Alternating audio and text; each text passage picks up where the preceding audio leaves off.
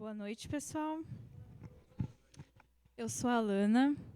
Para quem não lembra de mim, eu estive aqui, eu tô até com vergonha de dizer, 2 anos atrás, para falar sobre a viagem que eu iria fazer, tudo que eu ia fazer. E, enfim, foi difícil achar uma data para voltar aqui, mas aqui estamos. Então, para quem não lembra de mim, é porque faz tempo que eu não venho mesmo. Mas, enfim, eu tentei organizar a minha fala para fazer 3 coisas aqui. A primeira é que eu venho agradecer a todos que oraram por mim, todos que me ajudaram financeiramente e me apoiaram de alguma forma. Isso foi extremamente importante para que eu conseguisse ir. Foi uma viagem bem cara e emocionalmente custosa também. Então, primeiramente, antes de começar, muito obrigada. Em segundo lugar, eu quero contar um pouco sobre o que Deus fez através de nós, porque não sei se vocês já pensaram sobre isso, mas alguém tem que ir. Só que esse alguém é sustentado por muitas pessoas, né? Então, eu não gosto de dizer assim, olha o que eu fiz. Grande coisa, né? Se eu não tivesse tido a ajuda de um monte de gente, eu não teria ido. Então, quero ressaltar isso. E, em terceiro lugar, botar uma pulga atrás da sua orelha sobre o que você pode fazer. Pode passar o slide aí. Então, resumindo a ópera, o que aconteceu? Eu fui para a Grécia, uma ilha da Grécia, para ajudar na educação de crianças refugiadas. Já vou explicar mais sobre isso. E eu fui enviada por uma organização chamada Teach Beyond, que é internacional. Tem no Brasil, em Gramado, tem os acampamentos, o seminário, tem até uma galera aqui da igreja que já foi ajudar. E eles acreditam em levar o amor de Deus para as nações por meio da educação. Então, tem diversos projetos aí. E o que acabou me enviando foi o Beyond Borders, em português seria Além das Fronteiras, que é o braço justamente que atua com refugiados em diversas localidades onde se encontram essas pessoas. E eu fui por 3 meses, que era o período recomendado por diversas questões. Você pode estar se perguntando por que refugiados? Né? Temos muitos motivos. Antes de explicar os dados aí, eu só queria ler um versículo de Provérbios que diz assim: abre a boca a favor do mudo, pelo direito de todos os que se acham desamparados. Abre a boca, julga retamente e faz justiça aos pobres e aos necessitados. Esse é um dos muitos versículos que falam para nós que a gente tem que cuidar dos pobres, dos necessitados, dos órfãos, que tinham muitos nesse caso, das pessoas que estão indefesas. E o mundo, né, pode estar sempre à torta e à direita defendendo um monte de guerras, mas a gente não é assim. A gente sempre vai estar do lado do oprimido e isso é uma coisa sempre muito importante a gente lembrar. E falando em oprimido, são muitas pessoas.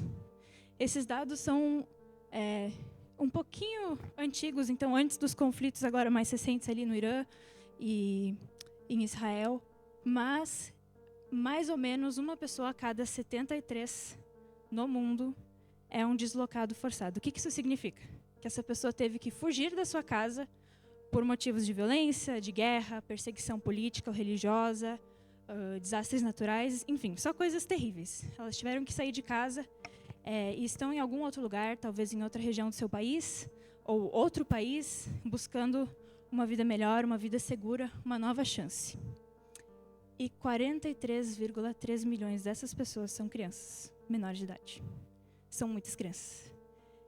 E o que acontece? Essas crianças, por estarem ou em situação de guerra, ou em situação de viagem, e com provavelmente poucos documentos, elas não têm acesso à educação. Então, além de passar por todo o trauma de uma guerra, elas muitas vezes estão super defasadas na sua vida escolar. Pode ir de novo, próximo. Então, vou exercitar a geografia de vocês um pouquinho. Eu vou explicar por que a Grécia. Porque, assim, se vocês forem ver o lado de cá, é o Oriente Médio, né? A Síria, o Iraque, Turquia. Então, essa é uma rota, essa em vermelho, que o pessoal faz para chegar na Europa. Vou até sair do caminho aqui. Esse pessoal, obviamente, não consegue chegar na Europa ou em qualquer outro lugar com um visto, né? Porque eles são de um país de guerra. Quem que vai abrir as portas, felizmente, para alguém do Afeganistão? Ninguém. Então, o jeito que eles encontram é fugindo, é entrando ilegalmente, digamos assim, inicialmente. Então, o que acontece? Eles muitas vezes vão a pé ou de carro, vão ali até a Turquia, e aí, não dá para ver ali, mas tem um pouquinho de mar ali onde diz Lesbos, entre a Turquia e a ilha. Eles atravessam aquilo extremamente precariamente. Tem um filme muito bom, inclusive, que se chama As Nadadoras. Está na Netflix, se quiserem ver. É uma história real. É muito bom, vocês vão conseguir entender. E aí, de Lesbos, eles então estão em solo europeu. Eles podem pedir asilo de segurança, enfim. E aí a União Europeia, como eles estão lá já, eles são obrigados a fazer alguma coisa sobre eles. E aí, depois de um período de triagem e tudo mais, eles vão ser encaminhados para outros países ali da Europa. Por que ensinar inglês? Não sei se eu falei que eu dei aula de inglês, mas era inglês. Porque vocês estão vendo esse mapa, né? A gente não sabe onde esse pessoal vai parar.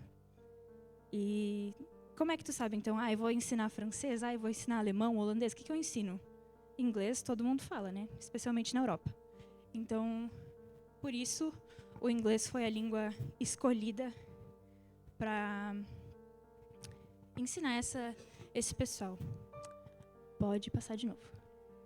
Então, agora falando um pouco mais claramente sobre o que estava acontecendo quando eu estava lá. Essa é uma foto, está um pouco pixelada, mas do campo de refugiados real que eu estive. A gente atuava lá dentro. E os números mudam muito, mas enquanto eu estava lá, tinham cerca de 3.100 moradores. Isso era considerado meio pouco até, porque eles tiveram muito mais em períodos anteriores. E tinham 620 menores de idade, ou seja, 620 crianças em idade escolar que precisavam de escola, que não estavam indo para a escola em nenhum lugar, apenas ali dentro do campo de refugiados. Pode passar de novo. Aqui é uma imagem de por dentro de onde eles viviam. Então, esses aqui são vários, tipo uns containers, e as pessoas moravam ali dentro, famílias grandes, super apertado. Esses aqui até que eram os melhores, onde eles botavam as crianças, deficientes, enfim, que tinha ar-condicionado, né? O resto não tinha. E ali, se vocês olharem bem no fundo, tem o mar, e mais pro fundo, troca de cor um pouco, aquilo é a Turquia. Então, é super perto o trajeto que eles fazem, só para vocês terem uma noção. E todo o acampamento é bem assim mesmo, essa foto representa tudo. A próxima também, pode passar. Então, é tudo bem precário. Aqui são as barracas que tem também. Tem um cheiro bem forte, porque, como eu falei, não tem ar-condicionado, tem só aquela janelinha bem pequenininha ali. Então, é bem, bem triste essa situação toda. Pode passar de novo. Mas aqui tem uma parte feliz. Essa parte aqui foi o centro educacional que montaram, tipo uma escola, assim. Eles pegaram vários containers um pouquinho melhores, pintaram, deixaram bonito, e aí as crianças tinham a oportunidade de aprender várias coisas. Então aqui tinha várias ONGs trabalhando juntas, inclusive a minha, né? Onde as crianças tinham as turmas delas, elas tinham a aulinha de matemática, de inglês, grego, enfim, várias coisas. E era muito legal. Mas, infelizmente, vocês estão vendo que não é muito grande, né? Não cabe 620 crianças nisso aqui. Então, muitas ficavam de fora, ficavam numa lista de espera. Eu vou comentar mais sobre isso daqui a pouco. Pode passar novamente. Aqui são fotos da biblioteca. Aqui é por fora, ali já é uma por dentro. Inclusive, esses 2 meninos foram meus alunos. Pode passar a próxima de novo.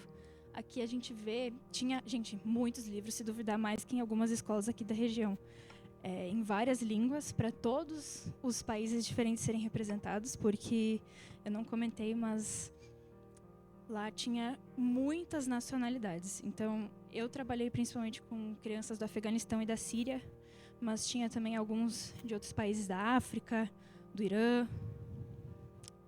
Não vou saber de cabeça agora, mas enfim, diversas regiões misturadas. Então, inglês era a tentativa de uma língua franca e eles tinham vários livros lá justamente para todo mundo conseguir ter alguma coisa. Tinham jogos educativos também, várias coisas muito, muito legais. Pode passar de novo. Aqui, só para contextualizar, né? Eu fui pela Teach Beyond, como eu falei antes, mas lá dentro do campo de refugiados, eu atuei debaixo de uma organização um pouquinho maior, que tinha vários braços de atuação. Eles também são uma organização cristã, e eles atuavam com a distribuição de comida, de itens de higiene, eles tinham psicólogos, centros comunitários para homens e mulheres dentro do centro de refugiados, então eles tinham uma atuação bem a grande escala lá dentro. E uma das equipes era de educação. Então, vocês podem ver que a grande ali é a de todo mundo. Tinha devocional lá dentro, todos os dias de manhã, antes de começar o trabalho. E aí, aqui, essa foto é menor, é o pessoal que trabalhava com educação. E ali, essa foto menor, que só tem 2 pessoas, sou eu, como professora auxiliar, e a professora principal das turmas que eu estive envolvida. Pode passar de novo.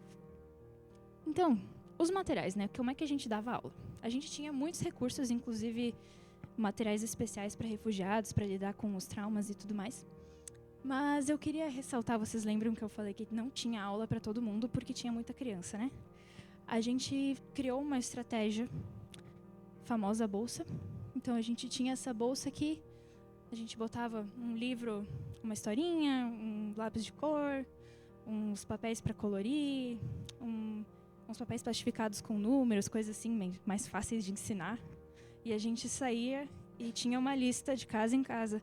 Oi, tudo bem? Eu sou a prof, eu vim aqui ensinar o seu filho por 1 hora desse dia. Pode entrar? Aí a gente ia lá, entrava, ou às vezes sentava do lado de fora, fazia uma aula do jeito que dava, né? Com o tempo a gente vai conhecendo as crianças, então dá para organizar alguma coisa, mas bem precário, como podem imaginar. E a gente fazia isso, como uma estratégia para deixar todo mundo ter um pouquinho, né? As que tinham aula todos os dias não precisavam disso, obviamente, mas as outras a gente tentava visitar dessa forma. E as crianças, quando viam essa bolsa, gente, de longe, assim, porque a gente usava um colete vermelho, elas viam de longe alguém com uma bolsa, já sabiam o que era. E já vinham correndo, teacher, eu quero brincar, eu quero pintar, eu quero não sei o quê. Uma loucura, gente, mas muito legal. Pode passar novamente. Então, falando agora mais objetivamente, o que foi que eu estive envolvida. Pelas minhas estimativas, tá? Como eu falei antes, muita rotatividade. Então, na época que eu estive lá, era logo antes da eleição da União Europeia. Eles estavam distribuindo passaporte que nem uma loucura para, né? Então, assim, as crianças chegavam e logo iam embora, uma rotatividade doida. Mas, pelos meus cálculos, cerca de 60 crianças e adolescentes tiveram contato direto comigo, ou em sala de aula, ou em casa. Aqui é uma foto interna da sala de aula, eu com uma menina, e ali é com um menino do lado de fora da tenda dele, com uma lona no chão, sentado no cascalho, ensinando o alfabeto. Pode passar novamente. Outra coisa muito legal que eu acho que foi Deus. Como eu era a professora auxiliar, eu tinha mais tempo de ficar olhando as crianças, né? Que a prof principal tá ali, tentando fazer o pessoal entender o conteúdo, passar os papéis e tudo mais. E eu tava ali sentada ajudando os mais, com mais dificuldade e tudo mais. E aí eu percebi que esse menino ali na foto, quando ele tinha que escrever alguma coisa, ele nunca olhava pro quadro. Ele sempre olhava pro coleguinha do lado. Daí eu pensei, nossa, ele tá tentando colar ou ele não consegue ver? Aí eu comentei com alguém, gente, eu acho que ele não tá vendo. E foram conversar com a família dele, e ele tinha óculos. Ele uma vez usava óculos, ao longo da viagem dele, de alguma forma se extraviou, e não tinham conseguido ir atrás, porque um óculos é caro. Então conseguiram fazer os exames, alguém pagou o óculos para ele, e aí eu não cheguei a ver o óculos, mas ele parou de vir na aula do nada, descobri que ele foi para a Alemanha com a família dele, e que ele tinha conseguido óculos alguns dias antes de ir. Então foi uma coisa muito legal para mim. Pode ser o próximo novamente. Esse aqui, gente, sempre me deixa um pouquinho emotiva. Porque eu não sei se vocês sabem o que está acontecendo no Afeganistão. Mas lá, o Talibã não deixa as mulheres fazerem praticamente nada. As meninas não podem ir para a escola, as mulheres não podem sair em público sem um homem, não podem falar em voz alta em público. Então, é uma coisa muito horrível. E quando elas veem que elas têm a mesma oportunidade de aprender, de ir para a escola, é uma coisa indescritível. Eu nunca vi alguém tão feliz por receber um caderno, gente. Então é uma coisa que foi muito pessoal pra mim, assim, que eu sempre me lembro, assim, dessas meninas. É como um contexto, assim, onde a gente, né, tudo bem que na Grécia é um país mais cristão, mas assim, onde quanto o cristianismo tem um impacto, né, de que as meninas podem ir para a escola e no país delas, por conta de uma religião muito severa, elas não poderiam ir. Próximo. Aqui outra coisa surpreendente, só para explicar. A Teach Beyond requer que todos os seus voluntários sejam cristãos. Uma triagem bem longa. Mas a Euro Relief não requer que sejam cristãos, ela requer que você esteja disposto a ir nas reuniões de oração obrigatórias e nos devocionais obrigatórios. Se tu não é crente e tu quiser participar, tudo bem. E aí foi isso que aconteceu com uma colega de quarto minha. Ela não acreditava muito em Deus, não tinha essas coisas, mas ela aceitou e ela ia nessas reuniões de oração, todo mundo ia na igreja, aquela coisa, começa a perguntar. Ela começou a ler a Bíblia, a fazer várias perguntas, a gente teve várias conversas muito profundas. E no fim do tempo dela, ela decidiu entregar a vida para Jesus. É essa menina aqui do meio, ela mora na Holanda hoje. E ainda tenho contato com ela, ainda tento encorajar ela na fé, assim. Apesar de lá ser um país um pouco difícil para jovens recém-convertidos. E pode passar para o próximo? Por fim, concluindo, é um tipo de viagem que a gente não volta igual, né? E como eu experimentei a docência lá, a sala de aula, mesmo que num contexto muito louco, eu senti que era isso que Deus queria para minha vida e eu acabei seguindo no caminho da educação. Estou fazendo uma licenciatura hoje, então é engraçado, né? Porque às vezes a gente acha que está indo lá para ajudar alguém, mudar a vida de alguém, talvez, e quando vê, Deus decide mudar a tua. E por último, próximo slide, tenho um breve comentário e desafio. Primeiro, né, oração, esse é fácil. Orar pelas pessoas que estão em guerra, pelos imigrantes, refugiados, pelos voluntários também, porque não é um trabalho nada fácil. Mas, em segundo lugar, eu gostaria que você pensasse sobre o que incomoda o teu coração. Porque essa minha viagem, talvez para vocês pareça meio aleatória, mas para mim era algo que me incomodava há muitos, muitos anos. E Deus me deu essa oportunidade de ter ido lá, fazer isso com as minhas próprias mãos, estar lá presente. E foi muito legal. Hoje eu ainda sinto essa vontade, mas não é o momento para voltar para lá, para fazer alguma coisa nesse sentido. Então o que eu posso fazer eu faço, né? Eu oro, leio as notícias, tudo mais. Mas eu desafio você a pensar o que Deus botou no seu coração para te incomodar e o que você pode fazer sobre isso no momento. E, em terceiro lugar, ajudar um missionário. Com dinheiro, com orações, com um abraço, com uma mensagem de áudio dizendo: "Oi, fulano, como você está? Eu lembrei de você." Isso é muito, muito, muito, muito importante, gente. E, por fim, se Deus te der essa oportunidade, vá. Qualquer lugar. Teach Beyond tem várias oportunidades, tanto no Brasil quanto, como eu falei.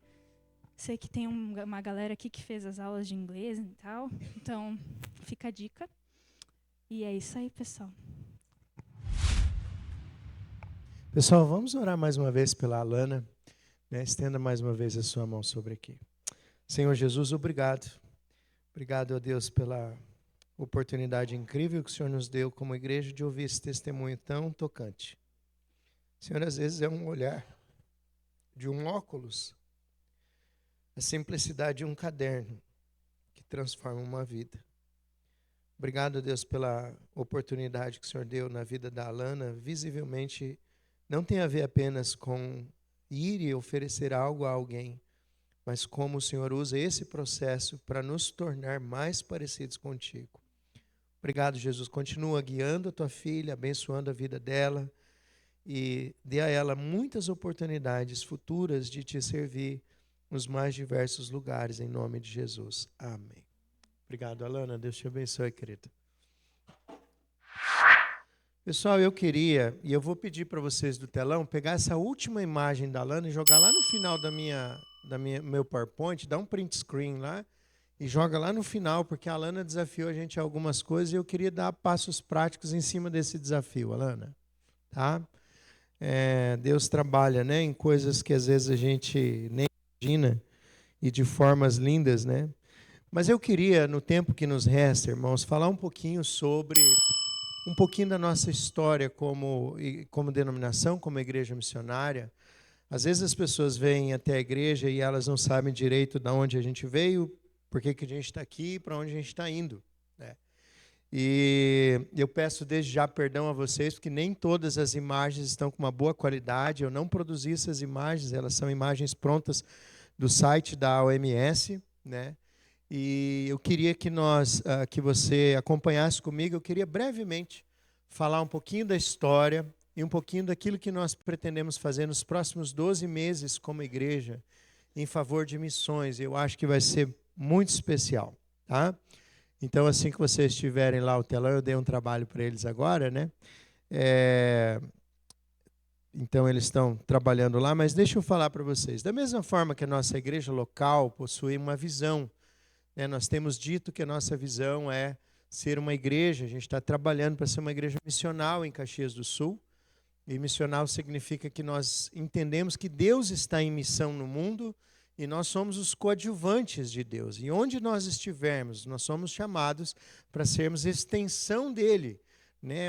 Olhos dele, ouvidos dele, mãos dele, né? E essa igreja missional em Caxias do Sul que faz discípulos através de relacionamentos transformadores.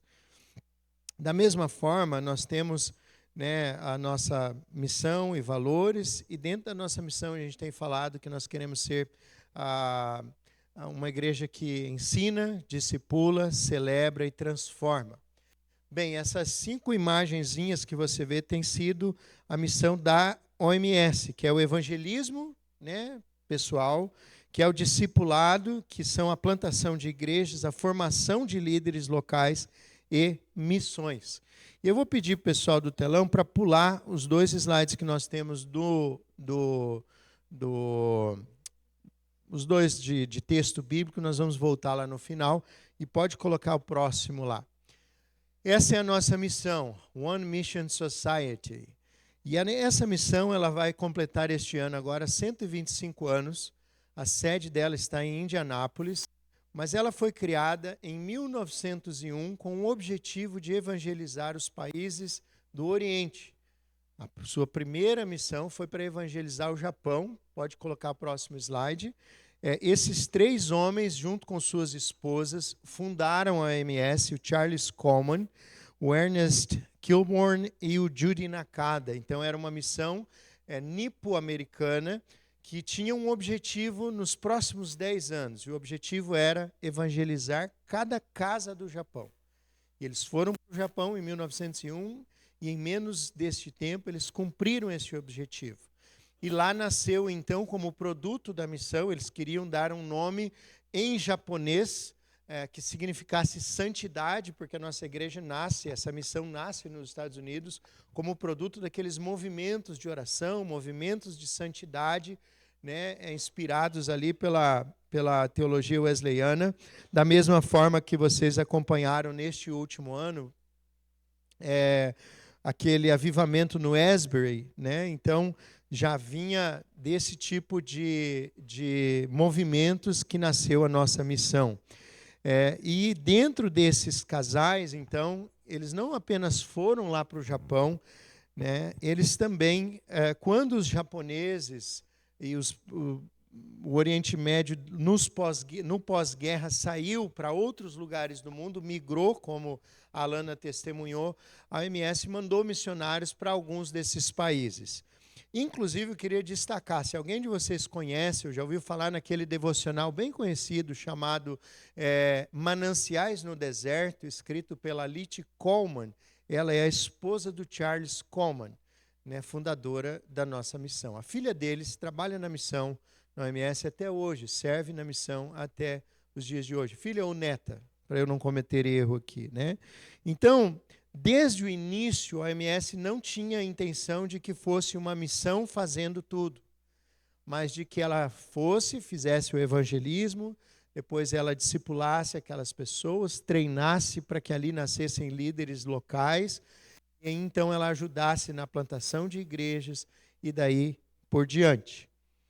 Quando essas igrejas eram estabelecidas, então, pode passar, eles começavam a treinar os líderes nacionais. No Brasil isso aconteceu, para aqueles, né, dos nossos membros mais antigos ainda vão lembrar de alguns resquícios disso na década de 70.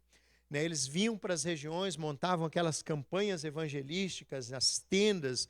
Depois a tenda evoluiu para o tal do tabernáculo, que era, na verdade, um prédio desmontável de madeira, né?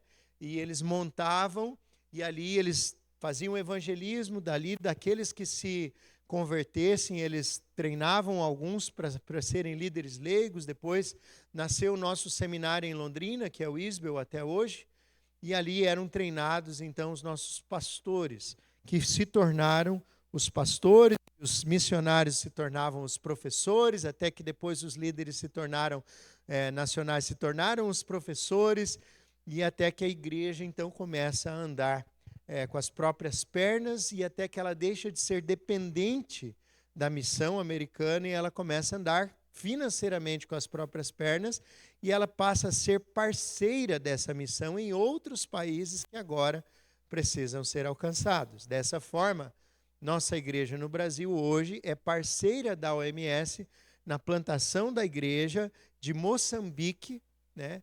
E não só na plantação de igreja, mas também na educação do seminário de Moçambique. Por isso, as ofertas que nós estamos levantando nesse mês de maio agora, elas vão para Moçambique, não só para apoiar a missionária Mônica, que é da nossa igreja de Maringá. Inclusive nós temos um outro casal de brasileiros lá, que é o Paulo, esqueci o nome da esposa dele agora, mas e também auxiliar estudantes e pastores da nossa igreja lá.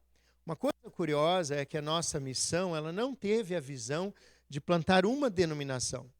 Ela teve a visão de que quando ela chegasse num lugar, aquela igreja local daria o nome para aquela igreja. Então, nós somos uma igreja de multinomes, e eles não se preocuparam com as placas da igreja, né? E vou explicar isso já já. Então, o que acontece na próxima imagem, vocês vão ver, depois, quando os japoneses saíram no pós-guerra, então a missão começou a migrar também para a Ásia, para o Pacífico, América Latina, Caribe, África, Europa e Oriente Médio, especialmente onde era possível, fundando escolas e seminários, né, equipando movimentos de plantação de igreja, né, enraizada na tradição wesleyana, embora uma missão interdenominacional, né, tanto que nós não temos aquela característica de nós somos assim ou nós somos assados. A gente gosta de falar que nós somos uma igreja nem pentecostal, nem tradicional, nós somos uma igreja de centro, né? Somos uma igreja avivada, nós cremos nos dons do Espírito Santo, mas nós não somos, digamos assim, nem gostamos dessas nomenclaturas, né? Em 2000, eu lembro que eu já estava no seminário, a missão mudou de nome, que antes era a Sociedade Missionária Oriental, Oriental Missionary Society, e virou One Mission Society. Já não fazia mais sentido a missão ter o nome de Sociedade Missionária Oriental, porque agora ela estava em todo o mundo, né? Então, a ideia, por que surgiu essa ideia de One Mission, né? Uma missão. Porque é uma missão, é cumprir a grande comissão de Jesus, com um evangelho, um só Senhor e uma só família da fé, né? E a visão global que ia além da Ásia, então agora para todas as nações. Próxima imagem. E sempre dentro dessa identidade estratégica, que era o evangelismo, né? A interdenominacionalidade, essa missão de fé e as suas raízes wesleyanas, né? E a estratégia era sempre as mesmas: o evangelismo, a multiplicação de discípulos, a multiplicação de igrejas, a multiplicação de líderes e a multiplicação e envio de missionários. Hoje, os números que compõem a OMS são 125 anos de história, a presença em 82 países, mais de 50 idiomas são falados, 77 mil cooperadores, né?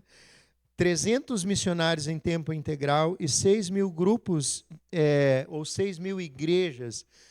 Lembrando que nem todas quando a gente usa a palavra igreja, né, e a Lana acho que vai perceber muito bem isso, nem toda vez que a gente fala a palavra igreja, a gente vai conseguir dimensionar um lugar assim. Né? Existem muitas igrejas nossas na África que literalmente o que importa lá são aquelas pessoas. Elas se reúnem literalmente debaixo de uma árvore, né? Mas eu acho que Jesus não está preocupado e ele não vai vir buscar essas paredes e nem a placa de nenhum lugar. Ele vai vir buscar a sua igreja. Amém, irmãos? Bem, além disso, são 400 ou mais organizações e denominações parceiras que nós trabalhamos e 170 ou mais parceiros. Dentre eles, eu queria destacar, né, a missão Stanita. Eu não sei quantos de vocês já leram o livro, já ouviram falar de um filme que conta a história de um homem chamado Sterling Tem.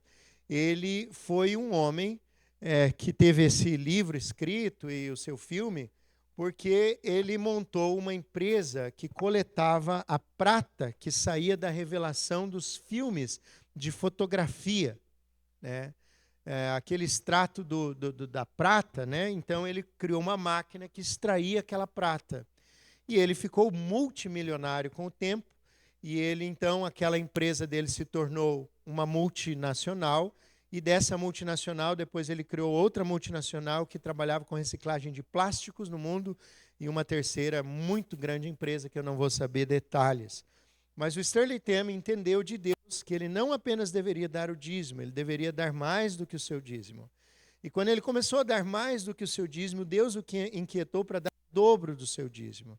E quando ele já dava 20% dos lucros das suas empresas, não só da vida pessoal, da retirada pessoal dele, mas da sua empresa, Deus o inquietou em fazer Deus sócio da sua empresa. Então ele entrou numa briga na justiça, porque ele queria registrar, né, legalmente Deus como sócio do seu negócio. E naquele processo, devido às dificuldades, vocês imaginam por quê, Deus, então, ele deu mais um passo de fé e falou, não, Deus não vai ser o sócio da minha empresa, ele vai ser o sócio majoritário da minha empresa.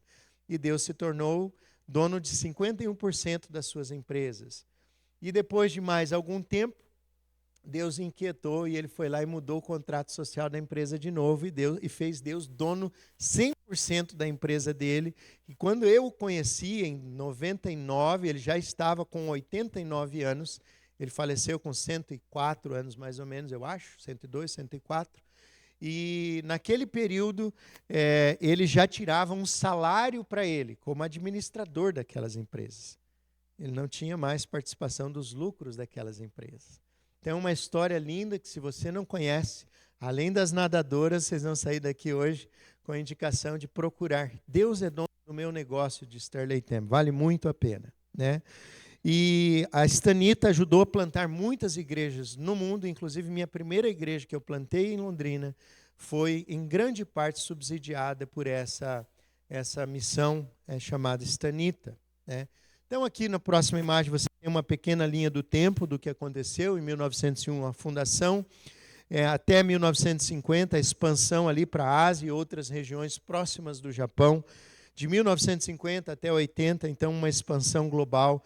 Em 2000, essa mudança de nome e hoje a presença em mais de 80 países. Agora, sim, antes da próxima imagem, volta lá, por favor, para aquele texto bíblico que eu queria ler. Aquele texto bíblico, e diz assim: depois disso, o Senhor designou outros 72 e os enviou 2 a 2 adiante dele a todas as cidades e lugares para onde ele estava prestes a ir. E lhes disse: a colheita é grande, mas os trabalhadores são poucos. Portanto, peçam ao Senhor da colheita que mande trabalhadores para a sua colheita. Vão, eu os estou enviando como cordeiro entre lobos. Próximo. Não levem bolsa, nem saco de viagem, nem sandálias, e não saúdem ninguém pelo caminho. Quando entrarem numa casa, digam primeiro, paz a esta casa. Se houver ali um homem de paz, a paz de vocês repousará sobre eles. senão ela voltará para vocês. Fiquem naquela casa e comam e bebam o que lhe derem, pois o trabalhador merece o seu salário. Não fiquem mudando de casa em casa. Eu não vou ter tempo de explorar muito esse texto devido ao nosso horário, mas nesta semana nas redes a gente vai começar uma série de estudos em cima deste texto chamado Casas de Paz. E eu só queria ressaltar algumas coisas desse texto. Primeiro, eu entendo que muitas vezes nós colhemos pouco na missão que Deus nos deu como discípulos, porque a nossa visão de pescar homens ainda é aquela visão do anzol, onde a gente senta sozinho na beira do rio e a gente tenta pegar um peixe esperando ele morder o anzol. Mas não era assim que os discípulos de Jesus pescavam. Eles pescavam com redes. Eles pescavam de 2 em 2 no mínimo. E é por isso que nasceu a ideia das nossas redes, que a gente se reúne em grupos pequenos. O nome que leva os nossos grupos se chama rede por causa disso. É muito mais gostoso, é muito mais divertido quando nós compartilhamos a nossa fé em equipe, em grupo, né? Mas não é só isso. O texto vai dizendo que Jesus diz, olha, não vai faltar nada para vocês. Vocês não precisam levar bolsa, nem sandália e nem capa para se cobrir, porque nem o teto vai faltar. Eu vou na frente e vou preparar casas que vão abrir as portas para receber o Evangelho. Essas casas são chamadas de casas de paz. Homens e mulheres de paz. E o que é interessante é que lá no final ele diz assim, fiquem naquela casa, comam e bebam o que lhe derem. Ontem na rede, até o Mateus Alencar aqui falou uma coisa curiosa. Imagina que para os discípulos, sendo judeus, Jesus estava dizendo assim, olha, não se preocupem com as leis cerimoniais das comidas, come o que eles lhes derem. Eu me lembrei de uma vez que eu tive que tomar um tereré numa tribo indígena no Mato Grosso do Sul, que o copo da cuia, ele era opaco, né? Por causa da poeira. A água parecia aquela água com limão rosa, sabe? Que provavelmente era do rio. E a bomba que saía lá de dentro, em alguma altura ela devia ter capa ainda, porque da onde dava para ver ela era enferrujada por fora, né? Então, se a hora dá aquela dobradinha no beiço, assim, ó, e manda para dentro, né? Mas o final, irmãos, é que ele diz assim, orem ao Senhor da Seara, para que Ele envie trabalhadores, porque a seara é grande e os ceifeiros são poucos. E é aqui que eu queria terminar o nosso texto. Agora sim eu queria que você colocasse essa penúltima imagem, antes de voltar para aquela imagem da Alana. Nós estamos em 82 países, mas neste ano nós queríamos propor como pastores vocês algo diferente. Nós selecionamos estes países para que ao longo dos próximos 12 meses nós estejamos orando. Por isso, ontem os jovens e adolescentes nos ajudaram a colocar isso aqui. No finalzinho do culto, eu vou pedir ajuda a Ayrton, para nós entregarmos isso aqui. E cada família, você pode pegar um cofrinho desse aqui. Eu espero que não fique só nesse cofrinho, né? Espero profundamente que Deus te incomode, assim como Sterling Tem, não para dar as moedinhas, né? Mas que isso seja um símbolo. E que ao longo dos próximos 12 meses a gente levante ofertas para missões. E aí você pode, colocando o dinheirinho, né, aquela garopa aqui dentro, a onça, elas cabem aqui dentro, viu, gente? Né? E pode colocar moedinha, quando terminar se arruma outro também, né? Mas a ideia é que nós vamos levantar oferta missionária ao longo desse ano. Mas além disso, por que nós selecionamos estes países? Né? Eu vou colocar para vocês um vídeo que não tem som, eu vou narrar esse vídeo para explicar para vocês por quê. Pode soltar lá, por favor. Nestes países, esse é o site da nossa missão. Então, existe um lugar ali que você pode acessar quem são os missionários que estão servindo hoje em alguns lugares. Obviamente que em alguns países você vai ver não a foto, mas só a silhueta e um nome fictício, porque há missionários que não têm o nome. Então, nós vamos não só orar por eles, mas nós vamos prover para vocês nas redes, na reunião de intercessão que acontece nas terças à noite, nós vamos prover para vocês informações sobre os missionários desses países, e cada mês uma rede vai orar por um desses países, e nós vamos escrever para eles. Então, eu vou ajudar vocês, nós vamos traduzir essas cartas e nós vamos escrever para eles. Imagina que legal, você servindo lá num país, saber que tem uma igreja aqui, orando por eles ao longo deste ano. E além, é óbvio disso, nós também vamos fazer isso com os pastores da nossa igreja no Brasil. Esse é o site da nossa igreja no Brasil. Nós não temos, talvez, não sei se está de toda a sua forma atualizada, mas nós estamos, pelo menos, eu sei que não está 100% atualizado, né? Nós estamos no Paraná, no Pará, no Rio Grande do Sul, em São Paulo, no Mato Grosso do Sul, em Alagoas. Agora eu sei que nós estamos também na Bahia, e nós vamos poder também mandar uma lista dos pastores, aqueles que estão plantando a igreja, aqueles que estão já servindo no ministério já faz algum tempo, mas o fato é em Pernambuco também, o fato é que neste ano nós vamos orar por estes missionários. E aí agora sim eu queria que você voltasse para aquela imagem da Alana para nós terminarmos. Ela nos desafiou a algo. Ela desafiou dizendo assim: ore pelos países em guerra e pelos imigrantes. Eu tenho tido algumas conversas, vou usar o Antônio aqui como exemplo, e a família dele que se mudaram da Venezuela para cá. Irmão, só quem esteve longe do seu país e da sua cultura sabe como isso é uma experiência onde Deus usa para trabalhar humildade no nosso coração. Coisas que você sabe fazer muito bem, por quando você está numa outra cultura, às vezes a outra cultura não consegue valorizar, porque eles acham que você não é tão capaz como a cultura deles. Isso é todo o tempo. Às vezes, está ali a sogra do Antônio, a gente está conversando um pouquinho, eu lembro quando ela chegou, e um desejo enorme de conversar com ela. Ela deve ter tanto para nos ensinar, mas a barreira da língua não deixa. E hoje, podendo conversar com ela um pouquinho, já percebendo que ela nos entende melhor. A Bíblia diz que nós precisamos orar pelos órfãos e pelos estrangeiros, irmãos. Isso é bíblico. Ajude um missionário. Pode ser uma carta, pode ser escrever como é que eu posso orar por você. E no final ela fala, reflita sobre o que incomoda o seu coração e o que você vai fazer no momento. Você pode começar sendo missionário na sua rua, no seu trabalho, na sua escola. E às vezes você pode também dizer assim, mas eu não sei o que dizer, eu não tenho. Às vezes ser missionário é um olhar de cuidado e perceber que tem uma criança que não enxerga direito. Às vezes é perceber que na sua rua, eu vou falar da minha, tem um monte de pessoas de idade.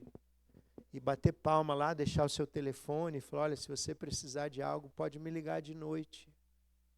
São coisas simples. Né? Se você não sabe fazer um bolinho, compra lá um docinho, né, da Andrigueto lá e leva para essa pessoa, faz um carinho para ela, fala, olha, nós estamos orando por você. Mas por fim, quando ela disse vá, eu queria só terminar e deixar essa frase para vocês. Pastor Clevenger, também missionário de segunda geração no Brasil, foi meu professor de teologia. Um dia ele estava dando aula de missões para nós, e nós estávamos estudando aquele texto onde Jesus diz, vá, ide por todo mundo, né, fazer discípulos de todas as nações, a grande comissão. E alguém levantou a mão e perguntou para ele assim, Pastor Clevenger, como é que eu sei se Deus está me chamando para ir para algum lugar, pregar o evangelho? E ele tinha um sotaque engraçado, e ele ficava pensando bastante tempo quando alguém fazia uma pergunta que para ele era muito inteligente, e você visivelmente percebia que era bem estúpida a pergunta, né? Então ele ficava vermelho, assim, ele coçava a papadinha dele, ele ficou pensando, olhando para nós, e de repente ele falou: você não precisa saber isso, porque a palavra de Deus já mandou você ir. Você precisa perguntar se Ele quer que você fique. Onde você for, você é um missionário de Jesus, ou pelo menos nós deveríamos ser.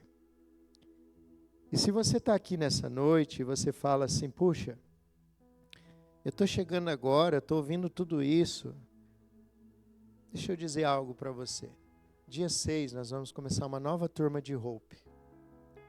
Eu tenho certeza que alguns daqueles refugiados, como aquelas meninas, né, afegãs ou do Oriente Médio, dariam tudo para poder estudar. E de fato algumas pagaram com a vida. E eu contei de manhã, né, o seu Samuel que está aqui, trabalha conosco aqui filmando os cultos, já faz alguns anos, né, seu Samuel? Quantos anos já faz? 4 anos. Esses dias o seu Samuel se inscreveu para a próxima turma do Hope, que vai começar dia 6 agora. E nós conversando com ele essa semana, ele disse assim: pastor, você sabe por quê? E eu brinquei com ele, falei: seu Samuel, não foi nenhuma nem 2 vezes que eu e o pastor Israel oramos pelo Senhor, e nós nos perguntávamos: puxa vida, seu Samuel ouviu mais mensagens nessa igreja do que todos os outros membros, porque ele não falta um culto, irmãos. E ele falou: pastor, você sabe o que fez com que eu decidisse fazer o Hope? Eu falei: não. Querendo ou não, lá dentro da gente, às vezes fica aquela pergunta: será que foi uma pregação que eu preguei, um apelo que o pastor Israel fez, né? Eu falei assim, que depois do último batismo, quando eu estava filmando o último batismo, a irmã Loi, esposa do Marcelo, chegou para mim e falou assim: um dia eu vejo você lá. E ele saiu daqui, ele estava me contando, entrou dentro do carro dele, e o Espírito Santo inquietou ele, e ele perguntou para si mesmo: por que não? Por que não? E me fez lembrar, seu Samuel, daquela passagem daquele etíope que encontra com Filipe, e ele está lendo o Antigo Testamento, e ele pergunta: tem água aqui, eu creio, o que me impede que eu seja batizado? E Filipe fala: nada te impede, para a carruagem aí que nós vamos batizar agora. Então, a pergunta para você é: não espere mais tempo para conhecer mais a Deus. Não espere mais tempo para obedecer a Deus mais profundamente. Se você ainda não conhece o Evangelho, não tem certeza, não vá embora sem fazer a inscrição para o Hope. Tem os códigos de barras aí atrás dos bancos na sua frente, tem nas telas agora que tem ali. Né? Você vai perceber que quando você apontar a câmera, ele deu um probleminha ali, ele vai pedir para você dar mais um clique dizendo vai para o lugar tal. Se você já fez o Hope, marca uma hora com a gente, tira suas dúvidas, mas não espera. Sabe por quê? Porque nós ainda temos liberdade. Tem pessoas que dariam as suas vidas para poder ter a liberdade que nós temos. Então, não vá embora sem fazer a inscrição para o Hope e sem pegar, por família, um desses aqui, e aguarde receber nas redes aí, durante os próximos 12 meses, uma maneira que a gente vai poder ter de orar por esses missionários, de mandar mensagens a eles e também de nós podermos contribuir. Feche seus olhos, vamos orar. Jesus, obrigado, Pai, pela vida da Alana mais uma vez, do seu esposo. Obrigado, Senhor, pela generosidade desta igreja. Obrigado porque um dia alguém veio até nós e é por isso que nós conhecemos o Evangelho. Quão mesquinho nós seríamos se nós não formos também. Um dia o Evangelho chegou até nós porque alguém contribuiu e fez ele chegar até nós gratuitamente. Quão egoísta nós seríamos se nós também não contribuirmos. Pai, a minha oração é que aquilo que queima o teu coração, queime também o nosso. A minha oração é que nós paremos de confiar em nós mesmos e passemos a confiar em Ti. Porque confiar apenas em nós mesmos é uma grande ilusão. Acumular tesouros nessa terra é como correr atrás do vento. Mas a tua palavra diz que o Senhor dá aos teus amados enquanto eles dormem.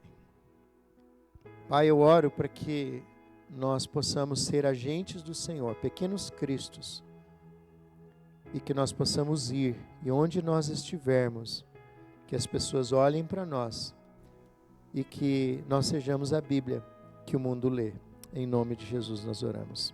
Amém e amém. Que Deus abençoe você, meus irmãos.